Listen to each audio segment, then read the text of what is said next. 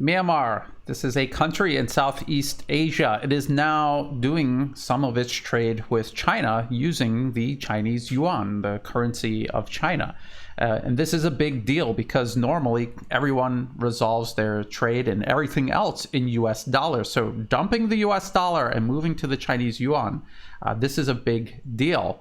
And it's especially a big deal because it is a way China is trying to help Myanmar overcome immense political instability, which includes armed warfare now. The opposition in Myanmar is trying to seize power back, the US-backed opposition, through the use of war weapons. So this is a very serious crisis Myanmar faces. They're also being pressured through US sanctions and the US trying to coerce other countries to cut Myanmar off.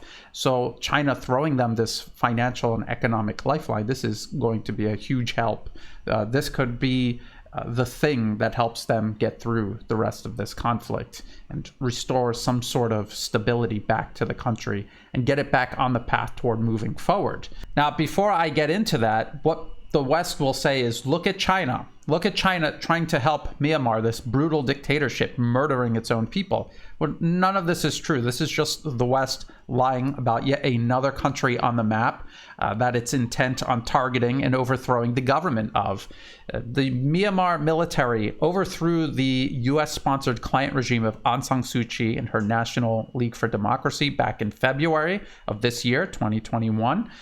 And ever since then, the U.S. has tried to get that opposition back into power. Now there's the current government of Myanmar, and then there's this parallel fake government called the National Unity Government, made up of the remnants of the National League for Democracy, Aung San Suu Kyi's U.S.-sponsored political party.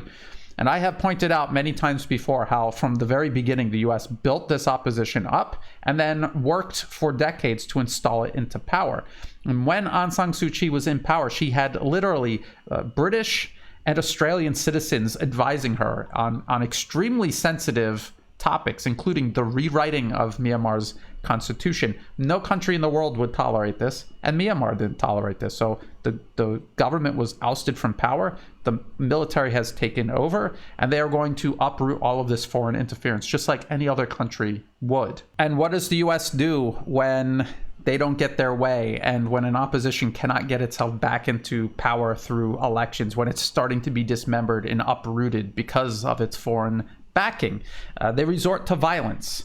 And we're going to hear that the Myanmar military is cracking down on these peaceful protesters. That's just not the case. They were violent from the very beginning, and now they've got war weapons, and they're killing people. They're killing all kinds of people. They're not just fighting the military and police. They are assassinating politicians. They are hunting down anyone who refuses to join their so-called civil disobedience movement. And I want to prove this to you by showing you the opposition media itself. Myanmar Now. This is opposition media. It is funded by the US government through the National Endowment for Democracy. Kayan Township hit by wave of resignations as junta struggles to retain control. Almost every local administrator in the township has quit since anti-regime forces issued an ultimatum in early October. What was the ultimatum? What do you think it was? It was, if you don't quit, you keep working for the current government, we will kill you and your whole family. We will murder your wife and your children. We will murder you as well. And this is what the US-backed opposition has been doing all of these months. And it's even been reported in Myanmar Now. And I have covered it for many months.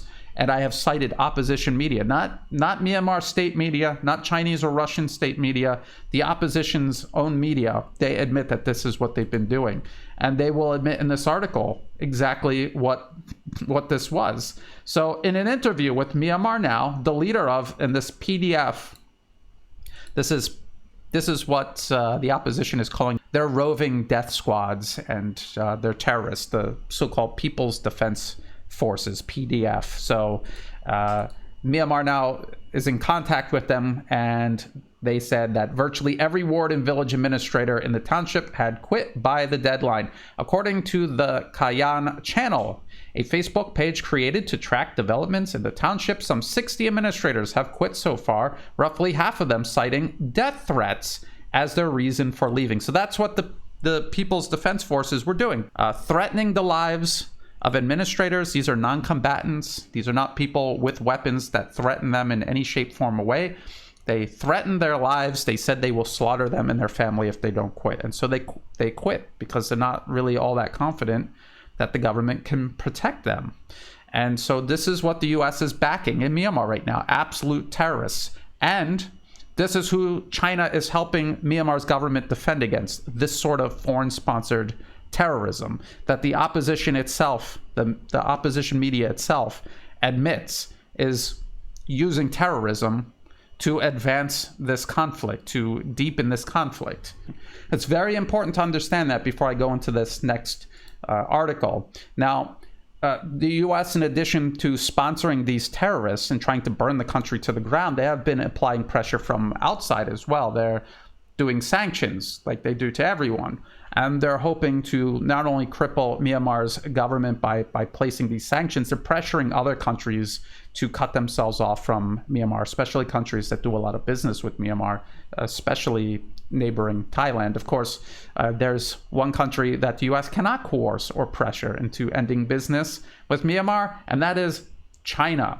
And this is Global Times, this is Chinese state media. Myanmar accepts Yuan as official settlement currency for border trade with China, move to help address economic woes. Myanmar has accepted the Chinese yuan as an official settlement currency for border trade with China, and a move that aims to address its shortage of US dollars and other foreign currencies as the Southeast Asian country faces economic challenges amid political instability, sources close to the matter told the Global Times on Wednesday. And if we come down here, it says the yuan's use in trade settlements will be a pilot program involving border trade at the initial stage, focusing on transactions of small commodities and daily necessities, which the locals call small trade. In the future, the yuan's settlement could expand to cover what is called big trade, which refers mainly to container ships carrying big commodities, marine products, machines, and equipment, one source said. So this is something that is going on right now. I believe it's going to go into full effect early next year in January. And then they're going to expand it from there. And this isn't the only country China's doing this with. They're doing it with many countries targeted by the US. And what they're doing is giving an escape. They're giving an escape door to all of these countries being targeted by the US. They're giving them access to the second largest economy on Earth, soon to be the largest economy on Earth. What they're doing is they're undermining the US's use of the global financial system as a weapon. As a matter of fact, it says that in this article, right down here. The US has been abusing the dollar's dominant status to impose arbitrary sanctions on other countries, and the yuan's further expansion in Myanmar's trade settlements may provide a shield against such a potential weapon, analysts said. So it's not just good business for China to be doing this. It doesn't just enhance its own influence on the global stage. It is also providing a defense for these other countries being targeted. Now, if Myanmar can overcome this political instability the U.S. has imposed upon it, and it's because of its closer ties with China, what do you think the rest of the region is going to do when they see this? Is this going to make them more afraid and fearful and respectful of the U.S. and its threats, or less so? What's also very instructive is to look at where Myanmar exports and imports from. So this is 2019, 33, almost 34% of their exports go to China, followed by Thailand. These are the two largest trade partners, export markets. And then imports, almost 46% from China, followed by Thailand, followed by Singapore. If China and Thailand stick by Myanmar's side, they will survive this. Now, a lot of pressure is being put on Thailand. China doesn't care. The lies that the U.S. makes up about Myanmar, but Thailand is constantly caught in this this trap between East and West, where it does not have the ability to tell its side of the story. It cannot even inform its own people what is actually going on in Myanmar, because Western influenced media, even here in Thailand, in Thai language, is telling them a completely different story. The BBC runs a Thai language service in Thailand, telling Thai people what's going on not only in their country, but in the region, according to British state media. It's unreal. And so Thailand's going to be more susceptible to US pressure than China. But if Myanmar can survive this, and if it's because China has used its growing economic influence to do this, and because Myanmar has switched over to using the Chinese yuan to settle trade, this is going to be something many, many more countries start doing. Russia, Venezuela, Iran, even countries in Europe, when the US starts leaning on them and threatening sanctions, they will have this alternative to go to. And this ability for the US to weaponize the global financial system will fade, will dwindle, will be undermined until it's no longer a tool that they can bring to the table.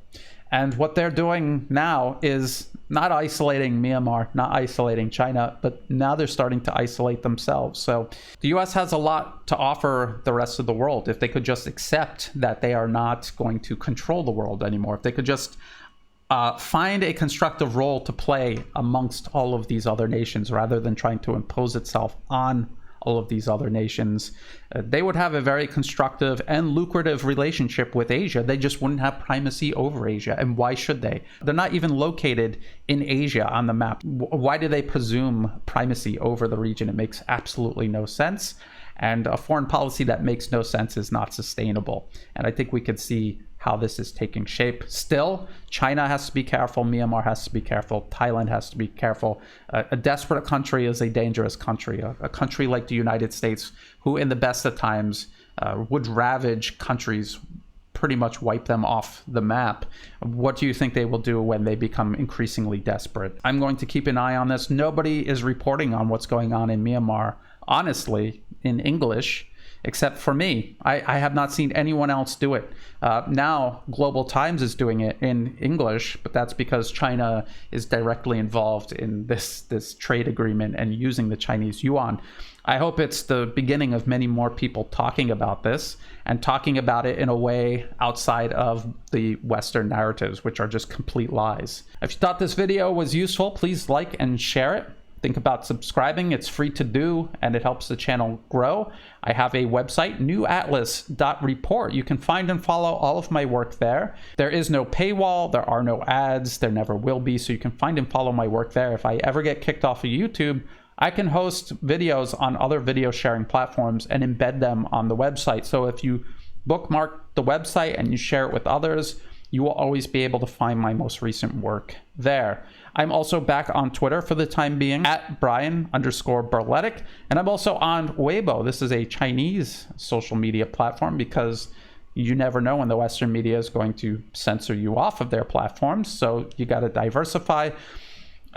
This ID is not so easy to just type in or remember, but the link will be in the video description below. As a matter of fact, in the video description below, there will be all of the links that I just discussed, as well as for ways you can find and follow my work and ways you can help support my work. And for everyone who has been, whether it's through Patreon month to month or through one-time donations, or again, if you're just helping share my work with others, thank you. And as always, thank you for watching.